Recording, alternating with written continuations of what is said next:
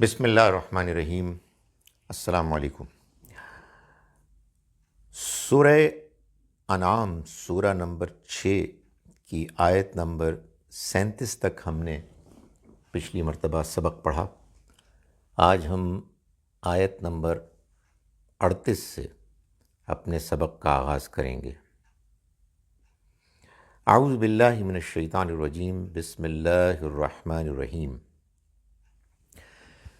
وَمَا مِن دَابَّةٍ فِي الْأَرْضِ وَلَا طَائِرٍ يَطِيرُ بِجَنَاحَيْهِ إِلَّا أُمَمٌ أَمْثَالُكُمْ،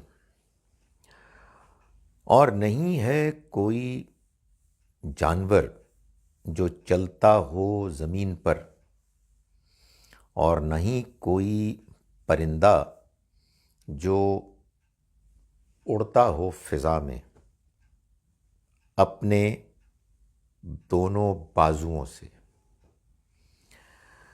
الا مگر امم امثالکم، یہ تمہاری ہی طرح کی امتیں ہیں۔ سورہ انعام کے بارے میں یہ بتا چکا کہ یہ سورہ مبارکہ مشرکین مکہ اور گرد و پیش کے لوگوں کو اللہ کے پیغام کی دعوت دے رہی ہے۔ یہ 4 سورتوں کا گروپ ہے: انعام، اعراف، انفال اور توبہ۔ انعام اور اعراف یہ مکی ہیں اور یہ جوڑا صورتیں ہیں، اور انفال اور توبہ یہ مدنی ہیں، یہ بھی جوڑا صورتیں ہیں۔ تو اس میں ترتیب یوں ہے کہ انعام میں دعوت ہے، اعراف میں وارننگ ہے، انذار، انفال میں تیاری ہے اس عذاب کی کہ جو وارننگ کے بعد قوم کے انکار کے نتیجے میں عذاب آنے والا تھا، اس عذاب کے لانے سے پہلے اللہ کی طرف سے تیاری کی سورہ ہے۔ اور سورہ توبہ یہ عذاب کی سورہ ہے، چنانچہ یہ بسم اللہ الرحمن الرحیم سے شروع نہیں ہوتی۔ جب دعوت دی جاتی ہے تو ظاہر ہے اس کا یہ مطلب نہیں ہوتا کہ آپ نے جا کے کہیں کوئی پریزنٹیشن کر دی، لوگوں کو جمع کیا اور لوگوں نے بات سن لی، کچھ چائے پی لی، کچھ کھانا کھا لیا اور اپنے گھر کو واپس چلے گئے۔ نہیں، دعوت جب آپ دیتے ہیں کسی ایسے اہم موضوع کی طرف، ایسے مقصد کی طرف کہ جو زندگی کا اصل مقصد ہے، جس کے بارے میں لوگوں نے کچھ اور نظریات قائم کیے ہوئے ہیں، اور ان نظریات پر مبنی ایک نظام ہے جس نظام سے لوگوں کی وابستہ ہیں مراعات، ان کی مختلف انٹرسٹس، تو اتنی آسانی سے دعوت لوگ نہیں سنتے۔ اچھا، اس میں ایک اور بھی پرابلم، ایک اور بھی پہلو ہے، اور وہ یہ کہ آپ نے دعوت پہنچا دی، لوگوں نے بات سن لی، لوگوں نے بات نہیں مانی، مسئلہ ختم ہو گیا۔ یہ بھی نہیں ہے، کچھ لوگوں نے مانی اور کچھ نے انکار کیا۔ اب جنہوں نے مانی وہ مسئلہ پیدا کر رہے ہیں ان لوگوں کے لیے کہ جو انکار کرنے والے ہیں، اس لیے کہ یہ لوگ ماننے والے انہی نہ ماننے والوں کے نظام کا حصہ تھے۔ تو کوئی آیا، اس نے دعوت دی، دعوت مسترد ہو گئی، قصہ ختم ہو گیا۔ لیکن نہیں، دعوت مسترد نہیں ہوئی، دعوت کو ماننے والے پیدا ہو گئے۔ اب وہ کہ جو اس نقطہ نظر، اس نظریے پر قائم تھے کہ جو نظریہ اس دعوت سے مختلف ہے، جس نظریے پر یہ دعوت تنقید کر رہی ہے، تو ظاہر ہے کہ پھر ایک کشمکش شروع ہو جائے گی، اور لوگ جواب دیں گے، لوگ سوال کریں گے، لوگ اعتراض کریں گے، مخالفت کریں گے، اذیت پہنچائیں گے، اور یہی سب کچھ ہوا۔ چنانچہ اس سورہ مبارکہ میں اگرچہ کہ اصلاً تو دعوت دی گئی ہے، لیکن حقیقت یہ ہے کہ اس دعوت کے ساتھ پھر پوری کشمکش ہے کہ جو زیر بحث آ جاتی ہے۔ چنانچہ پچھلی جو آیت ہے، آیت نمبر 37، اس میں یہ کہا گیا کہ وقالوا لولا نزل علیہ آیۃ من ربی، یہ پوچھتے ہیں کہ ان پر یعنی نبی صلی اللہ علیہ وسلم پر کیوں نہیں نازل کی گئی، اتاری گئی کوئی نشانی ان کے رب کی طرف سے۔ یعنی مطلب یہ ہے کہ یہ فرما تو رہے ہیں کہ یہ اللہ کی جانب سے آئے ہیں اور کہہ رہے ہیں کہ اگر ہم انکار کریں گے تو ہم پر عذاب آ جائے گا، مگر کوئی نشانی نہیں دکھا رہے۔ کہنے کا مطلب یہ ہے کہ کوئی ایسی نشانی آئے جس سے ہمیں معلوم ہو کہ نہیں واقعی عذاب آنے والا ہے، صاف آسمان ہے، زندگی اچھی گزر رہی ہے، ہم انکار کر رہے ہیں، تو اچانک کہاں سے آ جائے گا عذاب؟ کو بتائیں نا، کوئی نشانی نظر آئے۔ فرمایا قل ان اللہ قادر علی ان ینزل آیا، ان سے کہہ دو کہ اللہ اس بات پر پوری قدرت رکھتا ہے کہ وہ کوئی نشانی نازل کرے، ولیکن اکثرہم لا یعلمون، مگر ان میں سے اکثر جانتے نہیں، اس بات سے واقف نہیں ہیں کہ اگر وہ نشانی آ گئی تو ان کی مہلت ختم ہو جائے گی۔ یہ اس بات سے واقف نہیں ہے کہ وہ نشانی اور وہ عذاب اس لیے نہیں بھیج رہا، اس میں جلدی اس لیے نہیں کر رہا کہ وہ تمہیں موقع دینا چاہتا ہے، یہ اس کی رحمت ہے، اس کی مہربانی ہے۔ تو لیکن ان میں سے اکثر لوگ نہیں جانتے کہ یہ جو مطالبہ کر رہے ہیں کہ ان کے لیے عذاب کی نشانی آئے تو پھر وہ مانیں گے، اور وہ یہ بھی نہیں جانتے کہ اصل مسئلہ نشانی کا ہے ہی نہیں، اصل مسئلہ اس بات کا ہے کہ وہ ماننا نہیں چاہتے۔ فرمایا وما من دابۃ فی الارض، اچھا یہ نشانی مانگتے ہیں تو بھائی کتنے ہی جانور ہیں جو چلتے ہیں زمین پر اپنے پیروں پر، چار پیروں پر، ولا طائر یطیر بجناحیہ، اور کتنے ہی پرندے ہیں کہ جو اڑتے ہیں اپنے دونوں پروں پر آسمان میں، الا امم امثالکم، مگر وہ تمہاری ہی طرح کی امتیں ہیں، وہ تمہاری طرح کے قومیں ہیں۔ یہ آیت بھی اپنی جگہ پر ایک نشانی ہے کہ میں اس سے پہلے بھی بتا چکا ہوں کہ قرآن مجید کے انداز بیان میں اللہ نے جو ایک اہتمام کیا ہے ایجاز کا، یعنی بات کو کم الفاظ میں بیان کرنے کا، بات طویل ہے، الفاظ کم ہیں، اس کی ایک مثال ہے یہ۔ یہاں اگر میں لٹرل ترجمہ کروں تو وہ یوں ہے کہ وما من دابۃ فی الارض، اور نہیں ہے کوئی جانور زمین میں، ولا طائر یطیر بجناحیہ، اور نہ ہی کوئی پرندہ ہے، نہیں کوئی پرندے ہیں جو اپنے پروں پر اڑتے ہیں۔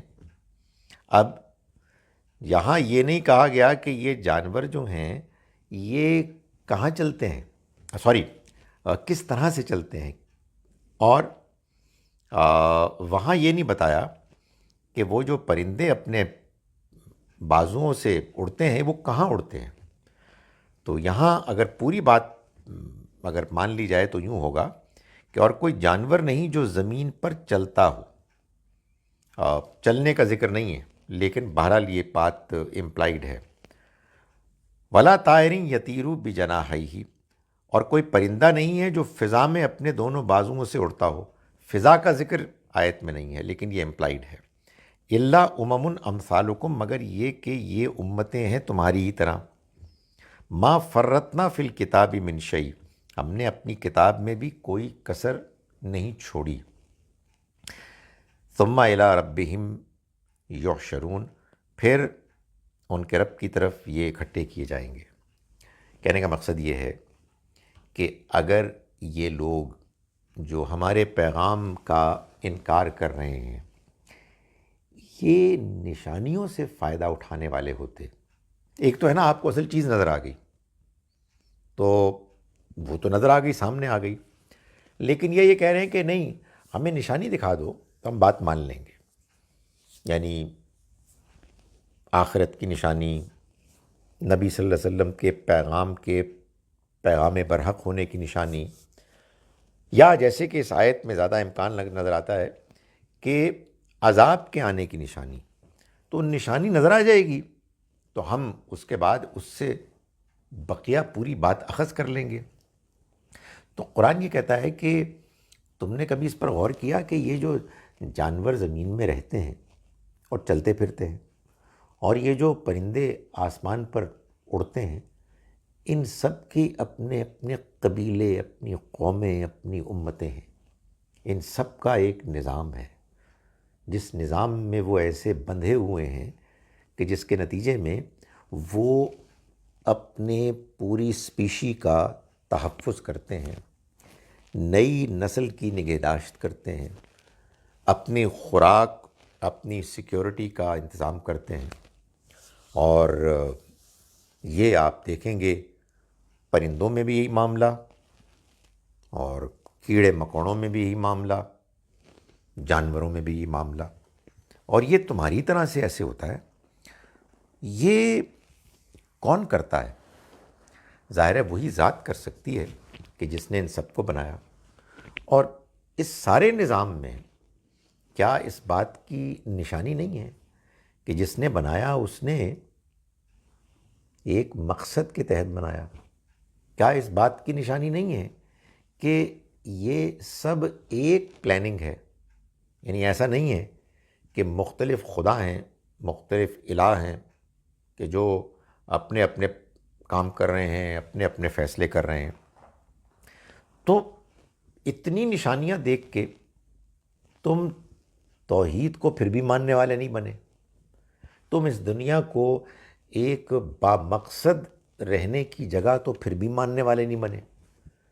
تو اتنی بڑی بڑی نشانیوں کو دیکھ کر اگر تم وہی غفلت کی زندگی گزار رہے ہو کہ جو اس وقت تمہاری زندگی ہے، تو بھلا اگر کوئی ہم نے مثال کے طور پر عذاب کی کوئی نشانی دکھا دی، یا اپنے پیغمبر کے پیغمبر برحق ہونے کی نشانی دکھا دی، یا قیامت کے آنے کی نشانی دکھا دی، تو تم اس کو کیسے مان لو گے؟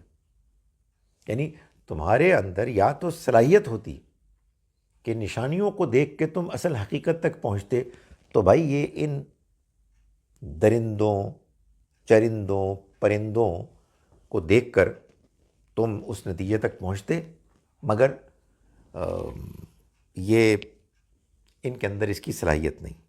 فرمایا ہم نے کتاب میں کسی چیز کے بیان میں کوئی کمی نہیں چھوڑ رکھی۔ پھر یہ سب کچھ کرنے کے بعد یہ اپنے رب کی طرف اکٹھا کیے جائیں گے۔ مطلب ابھی تو ہم آپ کو بتا رہے ہیں، سمجھا رہے ہیں، مگر جب وہ دن آ جائے گا کہ جب یہ سب بساط لپیٹنے کا فیصلہ ہو جائے گا، تو پھر تم یہ ان کے رب کی طرف اکٹھے کیے جائیں گے۔ والذین کذبوا بآیاتنا، اور وہ لوگ کہ جنہوں نے ہماری آیات کو جھٹلایا، صم و بکم فی الظلمات، وہ بہرے اور گونگے ہیں اندھیروں میں، تاریکیوں میں پڑے ہوئے ہیں۔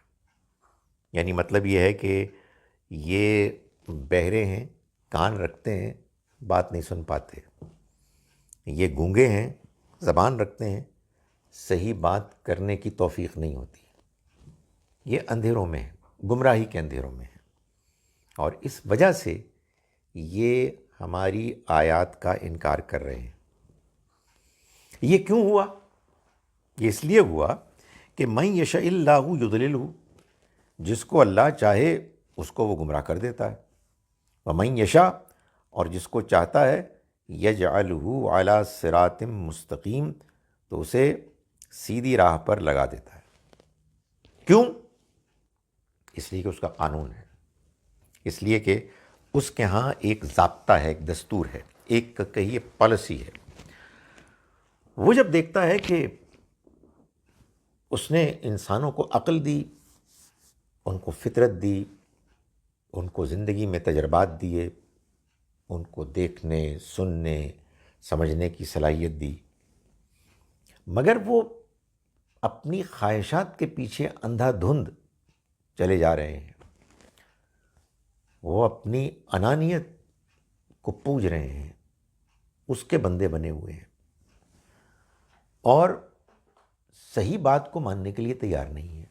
کیوں نہیں تیار ہیں؟ اس لیے کہ صحیح بات کو ماننے کے نتیجے میں کہیں خواہشات کمپرومائز ہوتی ہیں، کہیں انانیت مجروح ہوتی ہے، اور وہ ان دونوں کو چھوڑنا نہیں چاہتے۔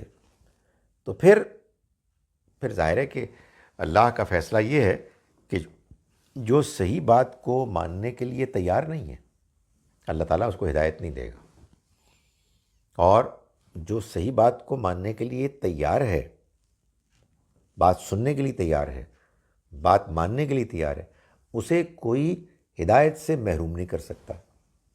یہ اللہ کا فیصلہ ہے، اور اللہ کا فیصلہ کبھی غلط نہیں ہو سکتا، اس لیے کہ اللہ جانتا ہے سب کچھ، بندوں کے بارے میں اس کی واقفیت مکمل ہے۔ تو فرمایا کہ یہ لوگ کہ جو ہماری آیات کو جھٹلا رہے ہیں، یہ تو بہرے اور گونگے ہیں، اندھیروں میں ہیں، یعنی گمراہی کے اندھیروں میں بھٹک رہے ہیں۔ جنہیں اللہ چاہے گا، جنہیں اللہ چاہتا ہے انہیں گمراہ کر دیتا ہے، اور جنہیں وہ چاہتا ہے انہیں سیدھے راستے کی ہدایت دے دیتا ہے۔ قل ارائیتکم، ان سے کہو کہ بتاؤ، ان اتاکم عذاب اللہ، کہ اگر آ جائے تم پر اللہ کا عذاب، او اتتکم الساعہ، یا آخرت قیامت آدم کے، اغیر اللہ تدعون، تو اللہ کے سوا کسی اور کو تم پکارو گے، ان کنتم صادقین، اگر تم سچے ہو، یعنی اگر تم اپنے اس دعوے میں سچے ہو کہ اس اللہ کے علاوہ، جس اللہ کی طرف یہ کتاب، یہ پیغمبر تمہیں دعوت دے رہے ہیں کہ تم صرف اس کی عبادت کرو، اگر تمہارا یہ دعویٰ صحیح ہے کہ اس کے علاوہ بھی ایسی اور ہستیاں موجود ہیں، تو پھر یہ بتاؤ کہ جب تمہارے اوپر کوئی مصیبت آئے، کوئی عذاب آ جائے، آخرت آ جائے، تو تم کیا اللہ کے علاوہ کسی اور کو پکارو گے؟ بتاؤ اگر تم واقعی اپنے اس دعوے میں سچے ہو، یہ تم جن کو پوج رہے ہو، یہ جو تمہارے سیاسی اور تجارتی مقاصد کے لیے یہ معبود تم نے اپنے اللہ کے گھر میں لا کے رکھ دیے ہیں، اور تم ان کو بھی وہی حیثیت دینے کی کوشش کر رہے ہو جو حیثیت صرف اللہ کی ہے، تو کیا تم ان کو پکارو گے؟ بل، نہیں، بلکہ یاہو، اسی کو تدعون، تم پکارو گے، فیکشف ما تدعون الیہ، تو وہ دور کر دیتا ہے اس مصیبت کو تم جس کے لیے اس کو پکارتے ہو، انشاء، اگر وہ چاہتا ہے، وتنسون، اور تم بھول جاتے ہو، ما تشرکون، ان ہستیوں کو، معبودوں کو جن کو تم شریک ٹھہراتے ہو۔ یعنی یہ بات طے ہے کہ تمہاری فطرت میں ایک خدا کی معرفت موجود ہے، اس سے تم ملاقات کر کے آئے ہو، اس کی اس ملاقات کا نقش تمہاری فطرت میں اتنا مضبوط، اتنا گہرا ہے کہ یہ جو تم وقتی طور پر اپنے خواہشات اور اپنے مصلحتوں کی وجہ سے اور خداؤں کو پکارتے ہو، جب ذرا تمہیں پریشانی ہوتی ہے، تمہیں کوئی ایمرجنسی لاحق ہوتی ہے، سٹی گم ہو جاتی ہے تمہاری، اس وقت تم سوائے اس اللہ کے کسی اور کو نہیں پکارتے۔ وہ چاہتا ہے تو تم سے تمہاری اس مشکل کو دور کر دیتا ہے، اور تمہارا یہ حال ہوتا ہے کہ پھر تم کسی اور کے بارے میں سوچتے بھی نہیں۔ اب اس کے بعد اللہ تعالیٰ نے یہ بتایا کہ یہ جو اللہ کسی قوم پر اپنے رسول بھیجتا ہے تو ان کے ساتھ معاملہ کیسے کرتا ہے، یعنی ایسا ہی تو تمہارے ساتھ بھی ہو رہا ہے نا، کہ ہم نے اپنے ایک رسول کو تمہارے پاس بھیجا ہے، یہ کوئی پہلے رسول تو نہیں ہے، تم کوئی پہلی قوم تو نہیں ہو کہ جس کے پاس ہمارا پیغام آیا ہے، ہمارے رسول آئے ہیں۔ تو یہ جان لو کہ یہ ہوتا کیا ہے۔ فرمایا وَلَقَدْ أَرْسَلْنَا إِلَىٰ أُمَمٍ، اور ہم نے بھیجا امتوں کی طرف، من قبلک، تم سے پہلے، یعنی نبی صلی اللہ علیہ وسلم کو خطاب کر کے کہا جا رہا ہے کہ آپ سے پہلے بھی امتوں کی طرف ہم نے رسول بھیجے، فَأَخَذْنَاهُمْ بِالْبَأْسَاءِ وَالضَّرَّاءِ، تو ہم نے ان کو مالی اور جسمانی تکالیف میں مبتلا کیا، یعنی انہیں مشکل میں ڈالا۔ ادھر پیغمبر آئے، انہوں نے اللہ کا پیغام پیش کیا اور لوگوں نے انکار کیا، ادھر ان پر مشکلات آدم کی، کوئی مالی مشکلات ہے، کوئی جسمانی بیماریاں آ گئی ہیں، معاشی تنگی آ گئی ہے۔ کیوں آ گئی ہے؟ لعلہم یتضرعون، تاکہ وہ گڑ گڑائیں، ان کے اندر تضرع پیدا ہو، وہ اللہ کے آگے جھکے۔ یہ اللہ کی بڑی مہربانی ہے۔ انسان اصل میں اپنے حالات کے اچھے ہونے کی وجہ سے اکڑتا ہے، وہ ایسے تکبر میں مبتلا ہو جاتا ہے کہ وہ کسی کی بات سننے کے لیے تیار نہیں ہوتا۔ جب اللہ کا پیغام ایک کسی ایسی قوم کی طرف آتا تھا کہ جن کے ہاں فراوانی ہوتی، جو ان کے بڑے لوگ رئیس ہوتے، وہ اپنے دنیا کی کامیابی، اپنے معاشی کامیابی، اپنے اقتدار، لوگوں کے اوپر ایک ان کا جو دبدبہ، کنٹرول ہے، اس کے نشے میں ہوتے ہیں۔ تو ایسے میں لوگ صحیح بات کو ماننے کے لیے تیار نہیں ہوتے، اس کے موڈ میں نہیں ہوتے۔ اللہ مہربان ہے، وہ چاہتا تو ان کو ایسے ہی پکڑ لیتا کہ یہ کیا عجیب لوگ ہیں کہ انہیں معلوم ہے کہ وہ ایک حقیر نطفے سے پیدا ہوئے بچے تھے، بڑے عرصے بعد ان کو پالنے پوسنے کے بعد والدین اور دوسرے لوگوں کی توجہ کے نتیجے میں وہ بڑے ہوئے ہیں، تو اکڑ رہے ہیں، چند سال بعد یا مر جائیں گے یا بوڑھے ہو جائیں گے اور پھر ناتواں ہو جائیں گے، اور اب اکڑ رہے ہیں۔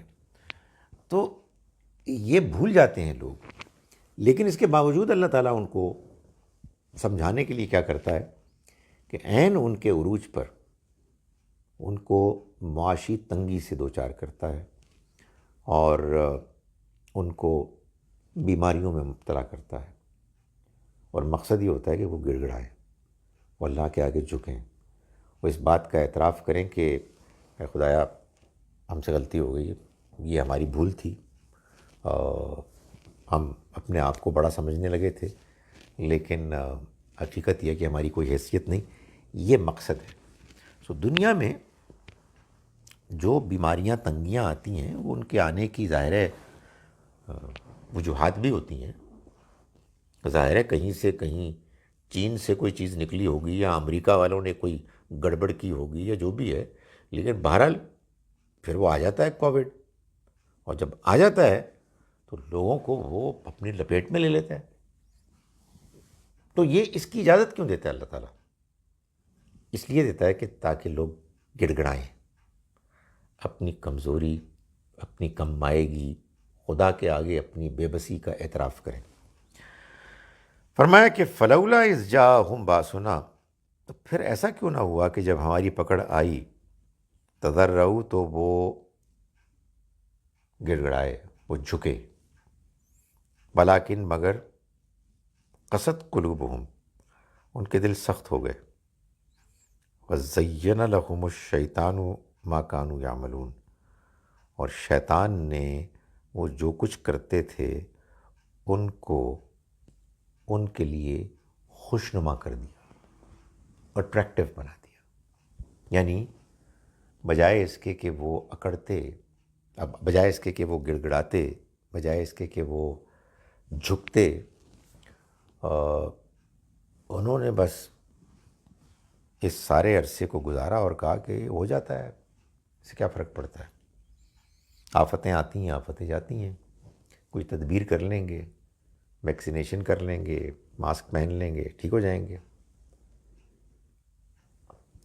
تو ایسا کیوں نہیں ہوا کہ وہ گڑ گڑائے؟ کہ وہ جھکے. فرمایا کہ شیطان نے کیا کیا؟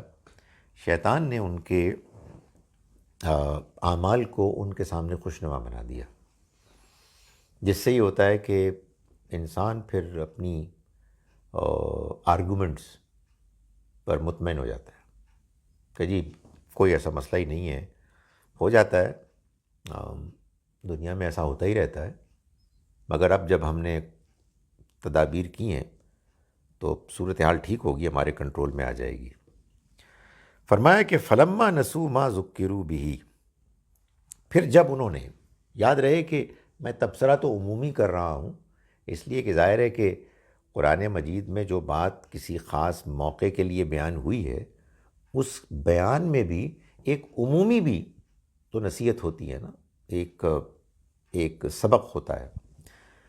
تو لیکن یہ نہیں بھولنا چاہیے کہ اصل میں یہ ایک خاص موقع کی بات ہے اور اس کی تمام تفصیلات اس کو اپلائی ہوتی ہیں. ہم کو اس کی جو تفصیلات اپلائی ہوتی ہیں ہمیں اس سے فائدہ اٹھانا چاہیے، مگر یہ اصرار نہیں کرنا چاہیے کہ اس کی ہر بات ہم پر اپلائی ہوگی، کیونکہ یہ ہے ایک خاص موقع کی بات. اور یہ قرآن کو پڑھتے ہوئے، قرآن پر غور کرتے ہوئے بہرحال اس کا خیال رکھنا چاہیے. فرمایا فلما نسوا ما ذکروا بہ، پھر جب وہ بھلا بیٹھے اس چیز کو کہ جس کی ان کو یاد دہانی کی گئی تھی، فتحنا علیہم، تو ہم نے کھول دیے ان پر ابواب کل شیء، ہر چیز کے دروازے. یعنی بیمار پڑے، معاشی تنگی آئی، کچھ عرصہ گزرا، خدا تعالیٰ نے دیکھا کہ میرے پیغمبر کا پیغام بھی آیا، ان پر معاشی تنگی بھی آئی اور جسمانی بیماریاں بھی آئیں، مگر اثر کوئی نہیں ہوا. اور جو کچھ کر رہے تھے، مثلاً اپنی معاشی بہتری کے لیے یا بیماری دور کرنے کے لیے، اس کو اللہ نے خوشنما بنا دیا. استغفر اللہ. اس کو اللہ کی اس ڈھیل کی وجہ سے، اللہ کی طرف سے جو ان کو یہ آزمائش میں موقع ملا، تو شیطان نے ان کے لیے اس کو خوشنما بنا دیا. جب یہ ہو گیا تو پھر اللہ تعالیٰ فرماتے ہیں کہ فتحنا علیہم ابواب کل شیء، ہم نے ہر چیز کے دروازے ان کے لیے کھول دیے. ہر چیز کے دروازے یعنی معاشی خوشحالی، بیماری غائب، وہ جو اکنامک ریسیشن تھا غائب، سب کچھ غائب، اور دوبارہ ریل پیل ہے، صحت ہے اور خوشحالی ہے، یہ سب کچھ آ گئی. یہ اللہ کی طرف سے ہوتا ہے. اللہ تعالیٰ اس پورے اپنے قانون کو نافذ کر رہا ہے، اس میں شیطان کو چھوٹ بھی دیتا ہے، وہ خوشنما بھی بناتا ہے چیزوں کو. تو یہ ہو گیا. حتیٰ اذا فرحوا بما اوتوا، یہاں تک کہ جب وہ اس چیز پر اترانے لگے جو ان کو دی گئی، فراوانی پھر آ گئی، خوشحالی پھر آ گئی. فرمایا کہ اخذناہم بغتۃ، تو ہم نے ان کو پکڑ لیا اچانک. فَإِذَا هُمْ مُبْلِسُونَ، تو کیا ہوا کہ وہ بالکل مایوس ہو گئے، ہکا بکا ہو کے رہ گئے. فرمایا کہ فَقُطِعَ دَابِرُ الْقَوْمِ الَّذِينَ ظَلَمُوا، تو جڑ کاٹ دی گئی ان لوگوں کی کہ جنہوں نے ظلم کیا. ظلم کیا؟ نہیں، اپنی جانوں پر ظلم کیا، جانتے بوجھتے ہوئے اللہ کے پیغام کو ٹھکرایا اپنی اکڑ کی وجہ سے، اپنے تکبر کی وجہ سے. والحمد للہ رب العالمین. اور شکر کا حقیقی ڈیزرو کرنے والا حقدار تو اللہ ہے رب العالمین، تمام عالم کا رب. یعنی تمام تعریف، تمام شکر اس کا ہے، اس لیے کہ اس زمین کے اوپر اگر کوئی فرد یا کوئی قوم اپنے تکبر کی وجہ سے لوگوں پر ظلم ڈھانے لگے اور خدا کے پیغام کو نظر انداز کرنے لگے، تو پھر وہ زمین کے اوپر ایک بوجھ ہوتا ہے اور زمین والوں کے لیے ایک لعنت ہوتا ہے، اور اس سے اور ان لوگوں سے اللہ جب دنیا کو پاک کرتا ہے تو یہ اللہ کی مہربانی ہے۔ اللہ نے اس میں کسی کے ساتھ کوئی زیادتی نہیں کی، ان لوگوں نے جن کو یہ موقع ملا تھا انہوں نے خود اپنے اوپر زیادتی کی اور اللہ نے پھر ان کی جڑ کاٹ دی۔ یعنی یہ وہ عذاب نہیں ہے کہ جس میں بس محض ایک پکڑ ہوتی ہے اور آنکھیں کھولنے کے لیے اللہ تعالیٰ کچھ تکلیف، کچھ بیماری، کچھ معاشی تنگی میں مبتلا کرتا ہے۔ وہ تو عذاب ہوتا ہی نہیں ہے، وہ تو اصل میں بس ہلانے کے لیے، آنکھ کھولنے کے لیے اللہ کی طرف سے ایک موقع ہوتا ہے۔ لیکن جب یہ فیصلہ کن عذاب آ جاتا ہے تو کیا ہوتا ہے؟ وہ لوگ کہ جنہوں نے ظلم کیا ان کی جڑ کٹ جاتی ہے، ختمہ ہو جاتا ہے، اس کے بعد ان کا نام و نشان باقی نہیں رہتا۔ فرمایا کہ قل ارائیتم، ان سے کہو کہ بتاؤ ذرا، ان اخذ اللہ سمعکم و ابصارکم، اگر اللہ تم سے تمہاری سننے کی صلاحیت اور دیکھنے کی صلاحیت سلب کر لے، وختم علی قلوبکم، اور تمہارے دلوں پر مہر کر دے، من الہ غیر اللہ، کون معبود ہے اللہ کے علاوہ، یاتیکم بہ، جو تمہارے پاس اس کو لا سکے۔ یعنی اس وقت تمہیں سننے کی، دیکھنے کی، سوچنے کی، سمجھنے کی صلاحیت ملی ہوئی ہے اور تم اس کو ضائع کر رہے ہو، تم اسے اہمیت نہیں دے رہے۔ یہ اس وقت کا تمہارے پاس موقع ہے، تم اگر اس کو استعمال کرو جیسے کہ اللہ تم سے چاہتا ہے تو تمہیں اس کا فائدہ ہوگا۔ مگر تم نے غور نہیں کیا کہ یہ جو تمہیں اس وقت صلاحیت ملی ہوئی ہے، یہ اگر تم سے چھن جائے، اللہ تم سے تمہارے سننے، تمہارے دیکھنے، تمہارے سوچنے سمجھنے کی صلاحیت تم سے سلب کر لے، کوئی ہے اور معبود کہ جو تمہیں وہ واپس کر دے؟ یعنی مطلب یہ ہے کہ نہیں ہے کوئی معبود۔ انظر، دیکھو، کیف نصرف الآیات، کیسے ہم آیات کو بدل بدل کر پیش کرتے ہیں، ثم ہم، پھر یہ اس کے باوجود، یصدفون، اعراض کرتے ہیں، اس کو اگنور کرتے ہیں۔ دل سخت ہو جاتے ہیں نا، تو جب دل سخت ہو جاتا ہے تو اس کے بعد آدمی کے اوپر بات کا اثر نہیں ہوتا۔ اس وجہ سے اس دنیا میں سب سے بڑی ٹریجڈی، سب سے بڑا المیہ یہ ہے کہ دل سخت ہو جائے۔ اس لیے کہ دل سخت ہو جائیں تو پھر اللہ کی ہدایت دل میں نہیں آ سکتی، انسان کو صحیح بات سمجھ میں نہیں آ سکتی، آدمی ضد میں آ جاتا ہے، آدمی حقیقت کو جاننے سے اپنے آپ کو محروم کر دیتا ہے، آنکھیں بند کر لیتا ہے۔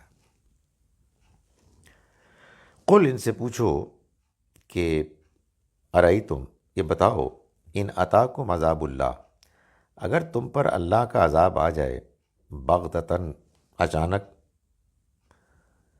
یا او جہرتاً، یا کھلے عام، ڈنکے کی چوٹ، تو حل یہلکو، کوئی ہلاک ہوگا، کیا جائے گا، الا القوم الظالمون، سوائے ظالموں کے۔ یعنی تم خود سوچو کہ کبھی اللہ کی اگر پکڑ آ جائے تو، اور پکڑ آئے وہ کسی صورت بھی آ سکتی ہے، ایسے بھی آ سکتی ہے کہ اچانک آ جائے، اور ایسے بھی ہو سکتا ہے کہ وہ آئے اس انداز میں کہ تم کو خبر ہی نہ ہو، یعنی وہ اچانک آئے یا ڈنکے کی چوٹ آئے، دونوں ہی صورتیں ہو سکتی ہیں۔ مگر یہ جو عذاب آئے گا، اس کے آنے میں کون اس کو ڈیزرو کرتا ہے، کون ہلاک ہوگا؟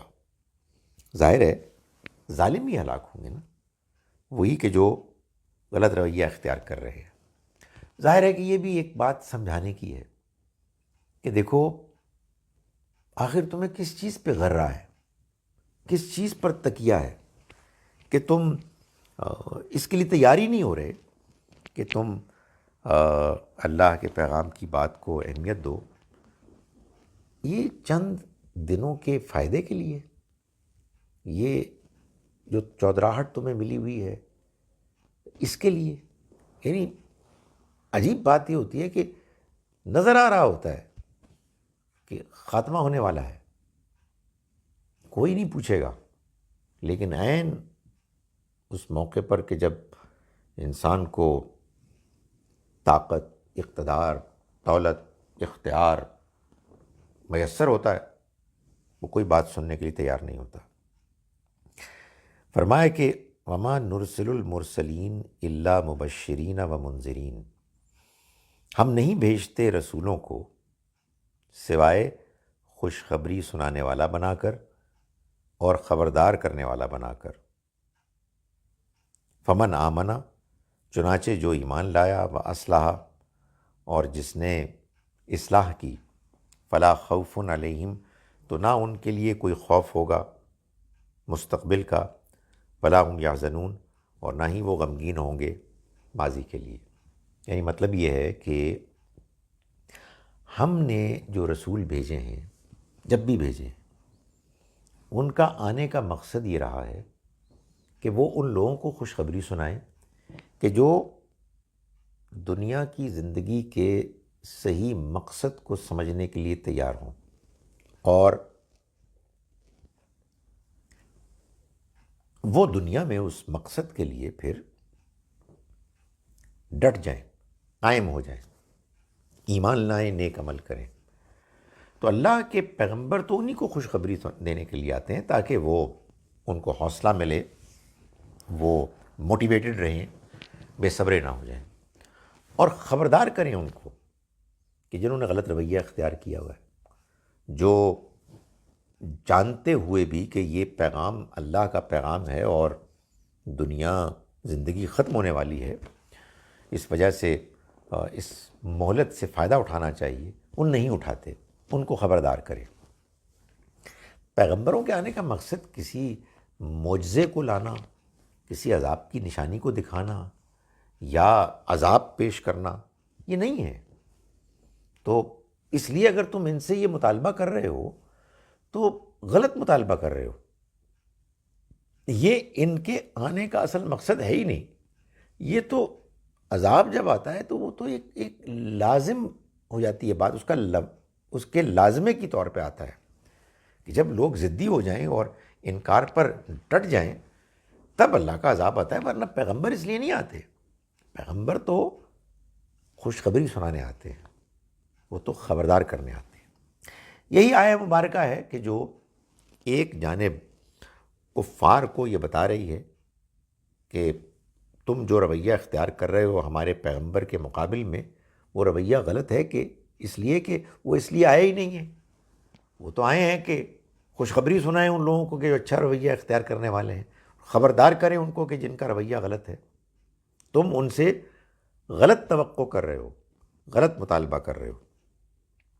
اور دوسری بات یہ ہے کہ اس میں نبی صلی اللہ علیہ وسلم کو بھی تسلی دی گئی ہے کہ آپ کا کام ان لوگوں کی فضول باتوں کا جواب دینا نہیں ہے، بیکار قسم کے تقاضوں کو پورا کرنا نہیں ہے، بلکہ آپ کا کام ہے خوشخبری سنانا۔ کیا خوشخبری سنانا؟ جو ایمان لایا، من آمنا و اصلح، اور جس نے اپنی اصلاح کی، صحیح رویہ اختیار کیا، وہ جنت میں جائے گا۔ اور جانتے ہو جنت کون سی جگہ ہے؟ فلا خوف علیہم، ان کے لیے کوئی خوف نہیں ہوگا، یعنی مستقبل کا، ولا ہم یحزنون، اور نہ ہی وہ غمگین ہوں گے ماضی کے بارے میں۔ قرآن نے یہ بار بار بات بیان کی ہے۔ ہمارے ہاں تو لوگ جنت کو معلوم نہیں کس طرح ڈسکرائب کرتے ہیں، نہ جانے ان کو کیا ہو گیا، اللہ تعالیٰ انہیں ہدایت دے کہ وہ حوروں کو بیان کرتے ہیں عجیب و غریب طریقے سے، نہ اس کا کوئی سر ہے نہ کوئی پیر ہے، جس کے نتیجے میں دین کا بھی مذاق اڑتا ہے اور ایک عجیب و غریب تصور قائم ہوتا ہے۔ حقیقت واقعہ یہ ہے کہ جنت کے بارے میں اللہ تعالیٰ نے جو بار بار بات بتائی ہے وہ یہ ہے کہ جنت وہ جگہ ہے جہاں نہ انسان کو مستقبل کا کوئی خوف ہوگا، اندیشہ ہوگا، نہ ماضی کا کوئی غم پچھتاوا ہوگا۔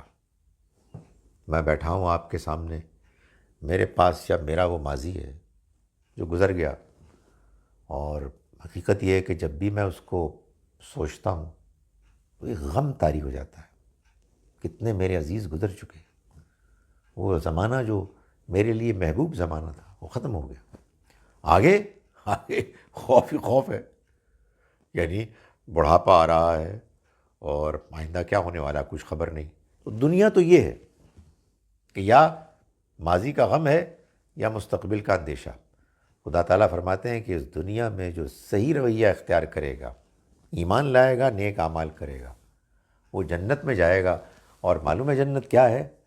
وہاں نہ کوئی مستقبل کا خوف اندیشہ ہوگا، نہ کوئی ماضی کا غم پچھتاوا ہوگا۔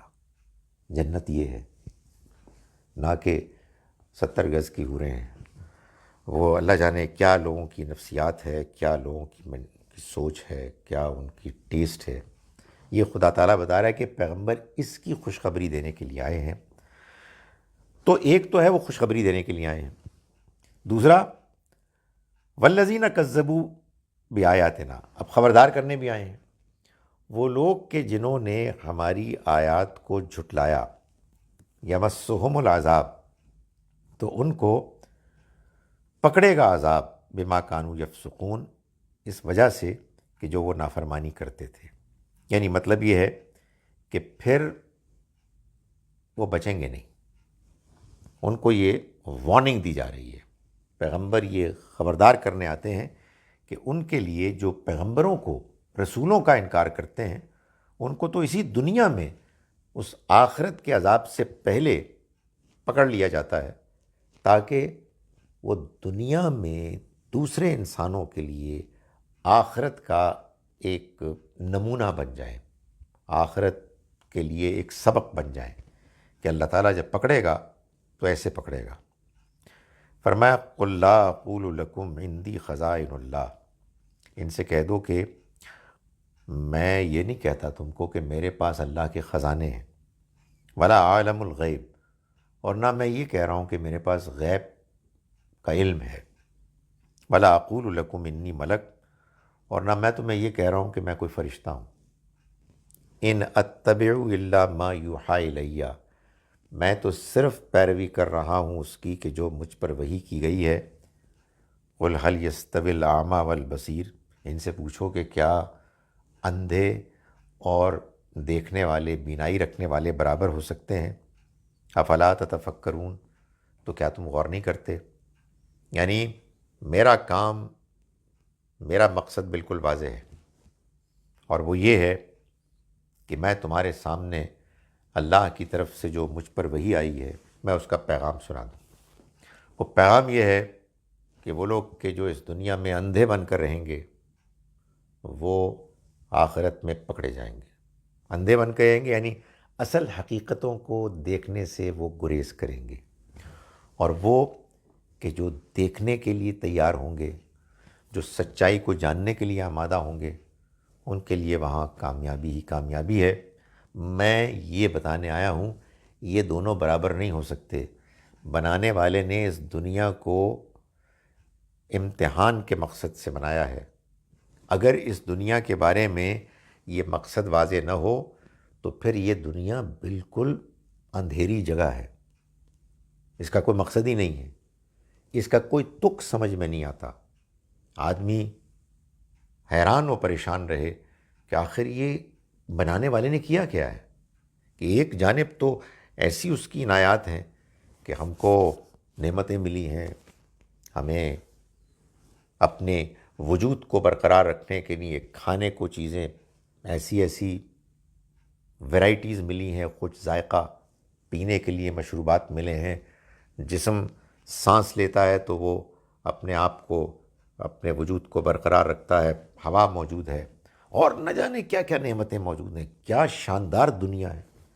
مگر اسی شاندار دنیا میں ظلم، زیادتی، پریشانیاں، خوف، غم، تو یہ کیا ہے؟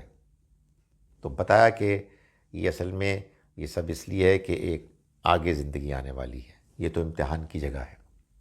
تو اس کو کون دیکھے گا؟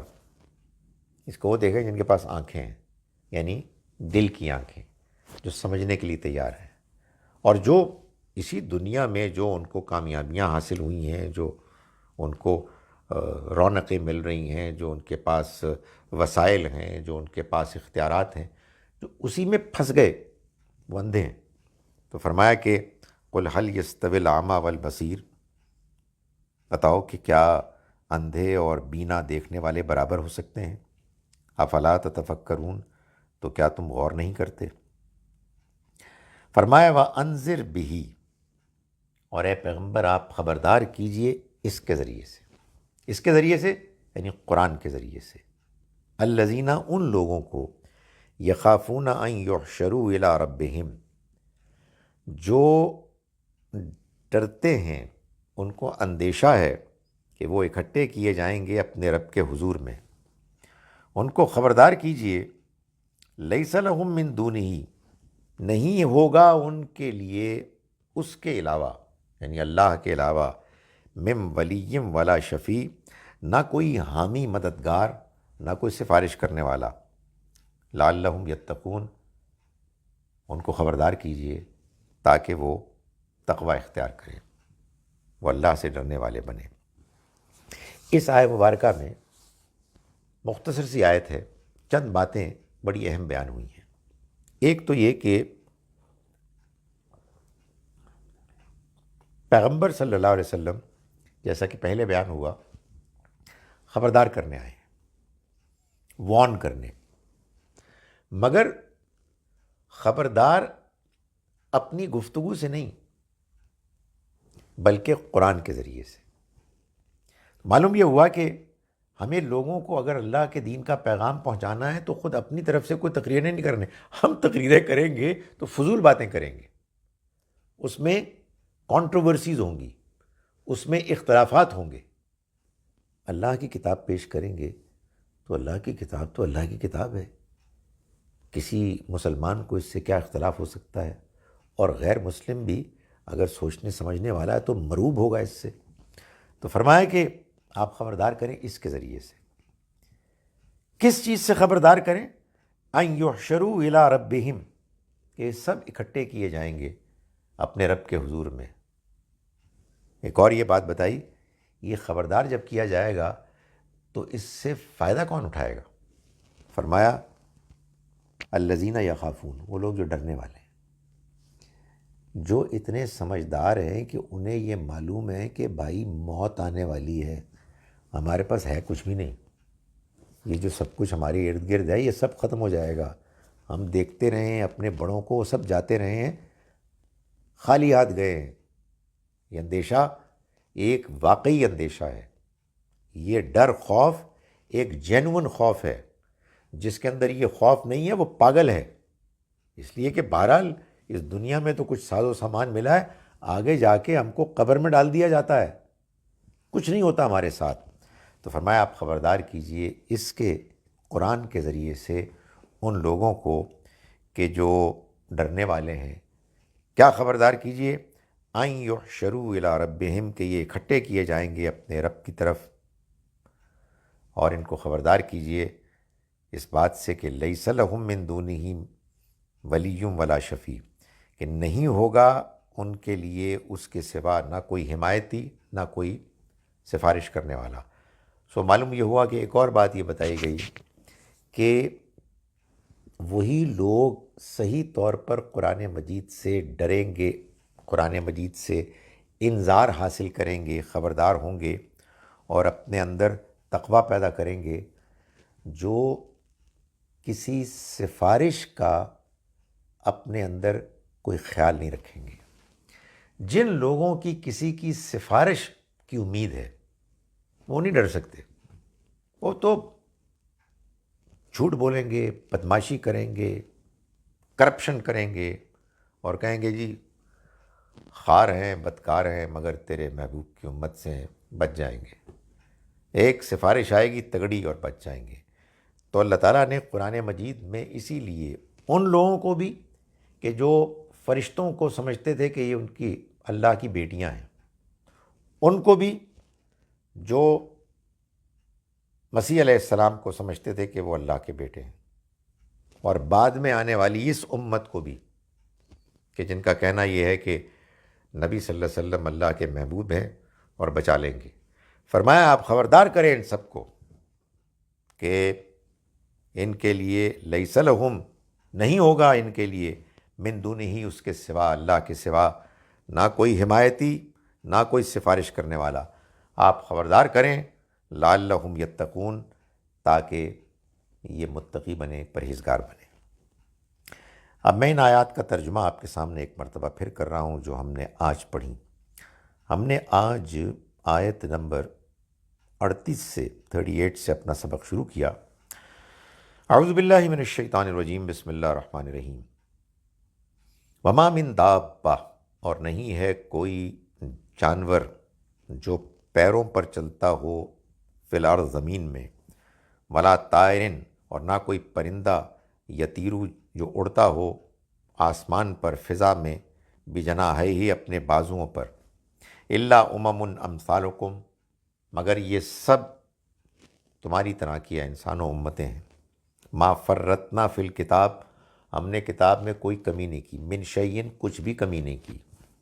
ثم، پھر، الی ربہم، اپنے رب کی طرف، یحشرون، یہ اکٹھے کیے جائیں گے. والذین کذبوا بآیاتنا، اور وہ لوگ کہ جنہوں نے جھٹلایا ہماری آیات کو، صم و بکم، بہرے ہیں، گونگے ہیں، فی الظلمات، اندھیروں میں بھٹک رہے ہیں. من یشاء اللہ، اللہ جن کو چاہتا ہے، یضللہ، ان کو گمراہ کر دیتا ہے. ومن یشاء، اور جن کو چاہتا ہے، یجعلہ، وہ بنا دیتا ہے ان کو، علی صراط مستقیم، ڈال دیتا ہے ان کو سیدھے راستے پر.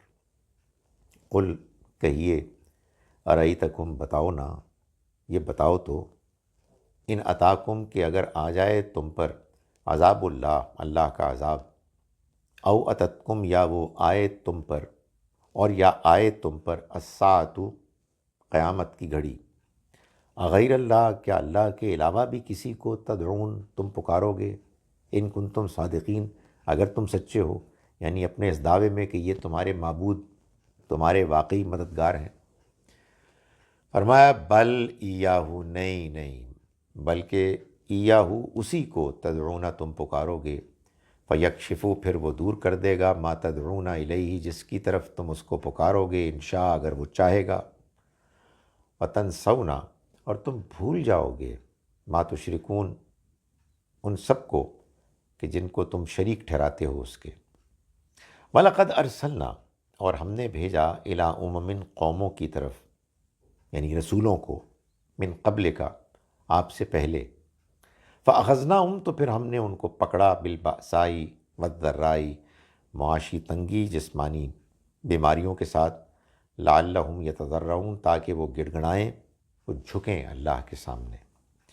فلولا، پھر ایسا کیوں نہ ہوا، اذ جاءہم باسنا، کہ جب آئی ان کے پاس، ان پر ہماری پکڑ، تضرعوا، تو وہ جھکتے، گڑ گڑاتے، ولیکن، مگر، قست قلوبہم، سخت ہو گئے ان کے دل، وزین لہم الشیطان، اور خوشنما بنا دیا ان کے لیے شیطان نے، ما کانوا یعملون، ان کے اعمال کو. فلما نسوا، پھر جب انہوں نے بھلا دیا، ما ذکروا بھی، اس کو کہ جس کی ان کو یاد دہانی کی گئی تھی، فتحنا علیہم، تو ہم نے کھول دیے ان پر، ابواب کل شیء، ہر طرح کے دروازے، ہر چیز کے دروازے، یعنی خوشحالی آ گئی ان کے پاس. حتیٰ اذا فرحوا، یہاں تک کہ جب وہ اترانے لگے، بما اوتوا، اس پر کہ جو وہ دیے گئے، اخذناہم تو ہم نے پکڑ لیا ان کو بغتتاً اچانک، فاذا ہم تو پھر کیا ہوا کہ وہ مبلسون بالکل مایوس ہکا بکا ہو گئے۔ فقطع تو کاٹ دی گئی دابر القوم جڑ اس قوم کی، الذین ظلموا جنہوں نے ظلم کیا، والحمد للہ تمام شکر اور تعریف اس اللہ کے لیے ہے، رب العالمین جو جہان والوں کا رب ہے۔ قل ارأیتم سے پوچھو کہ ذرا بتاؤ تو، ان اخذ اللہ سمعکم و ابصارکم کہ اگر اللہ چھین لے تم سے تمہارے سننے کی اور تمہارے دیکھنے کی صلاحیت، وختم علی قلوبکم اور تمہارے دلوں پر مہر کر دے، من الہ غیر اللہ کون معبود ہے اللہ کے علاوہ، یاتیکم بہ تم کو جو لا کے دے وہ، انظر دیکھو کیف نصرف الآیات کیسے ہم بدل بدل کے آیات پیش کرتے ہیں، ثم ہم پھر یہ یصدفون اعراض کر رہے ہیں۔ قل ارأیتکم ان سے پوچھو کہ بھلا بتاؤ تو، ان اتاکم عذاب اللہ بغتۃ او جہرۃ اگر آ گیا تم پر اللہ کا عذاب اچانک یا دن دہاڑے کھلم کھلا، حل یہلکو تو کوئی ہلاک کیا جائے گا، الا القوم الظالمون سوائے ظالم لوگوں کے، وما نرسل المرسلین اور ہم نہیں بھیجتے رسولوں کو، الا مبشرین و منذرین سوائے خوشخبری سنانے والا بنا کر اور خبردار کرنے والا بنا کر، فمن آمنا تو جو کوئی ایمان لایا، واصلح اور اس نے اصلاح کی اپنی، فلا خوف علیہم تو وہ جنت میں ہوگا جہاں کوئی اس کو خوف نہیں ہوگا مستقبل کا، ولا هم یحزنون اور نہ ہی وہ غمگین ہوں گے ماضی کے بارے میں، والذین کذبوا بآیاتنا رہے وہ لوگ کہ جنہوں نے جھٹلایا ہماری آیات کو، یمسہم العذاب ان کو پکڑ لے گا عذاب، بما کانوا یفسقون اس وجہ سے کہ جو وہ نافرمانی کرتے تھے۔ قل لا اقول لکم عندی خزائن اللہ ان کو کہہ دو کہ میں نہیں کہتا تم کو کہ میرے پاس اللہ کے خزانے ہیں، ولا عالم الغیب اور نہ ہی یہ کہ میں غیب کا جاننے والا ہوں، ولا اقول لکم انی ملک اور نہ ہی میں تم سے یہ کہتا ہوں کہ میں کوئی فرشتہ ہوں، ان اتبع میں نہیں پیروی کرتا الا ما یوحی الیہ مگر اس کی کہ جس کی مجھ کو وحی کی گئی۔ قل هل یستوی الاعمی والبصیر کہیے کہ کیا اندھے اور دیکھنے والے برابر ہو سکتے ہیں، افلا تتفکرون تو کیا تم غور نہیں کرتے، وانذر بہ اور اے پیغمبر آپ خبردار کیجئے اس کے ذریعے سے، الذین یخافون ان لوگوں کو کہ جو ڈرنے والے ہیں، ان یحشروا الی ربہم کہ وہ اکٹھے کیے جائیں گے اپنے رب کے حضور میں، لیس لہم من دونہ نہیں ہوگا ان کے لیے اس کے سوا ولی نہ کوئی حامی، ولا شفیع اور نہ کوئی سفارش کرنے والا، لعلہم یتقون آپ خبردار کیجئے تاکہ وہ تقوی اختیار کریں۔ اقول قولی ھذا واستغفر اللہ لی ولکم۔ Life test and struggle though we are loaded with priceless gifts of God, no doubt about it۔ یہ ٹیسٹ ہے، اس ٹیسٹ کے علاوہ اس کی کوئی اور حقیقت نہیں ہے۔ اے کاش کہ ہمیں یہ سمجھ میں بھی آ جائے اور ہم اس کے مطابق اپنے آپ کو ڈھالنے کے لیے بھی تیار ہو جائے۔ السلام علیکم ورحمۃ اللہ وبرکاتہ۔